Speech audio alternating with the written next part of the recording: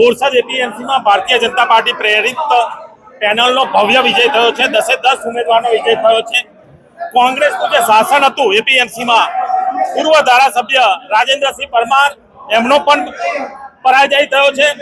Bharatiya Janata party આદરણીય પ્રધાનમંત્રી નરેન્દ્રભાઈ મોદી સાહેબ ખેડૂતો માટે ખેડૂત લક્ષી જે યોજનાઓ મૂકે છે એ યોજનાઓનો લાભ પણ જે ભારતીય જનતા પાર્ટી પ્રેરિત પેનલ જીતી છે છેક નીચે સુધી ખેડૂતો સુધી લઈ જશે।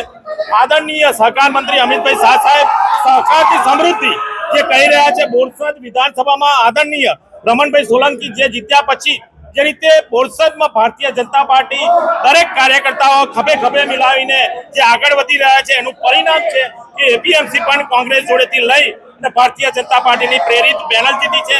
સૌ મતદાતાઓ ભારતીય જનતા પાર્ટીના સૌ કાર્યકર્તાઓના ચૂંટાયેલા સૌ પ્રતિનિધિઓનો અને સંગઠન અને બોરસદ તાલુકાનું જે સંગઠન છે અને ભારતીય જનતા પાર્ટીના બોરસદ તાલુકાના સૌ કાર્યકર્તાનો દિલથી આભાર માનું છું।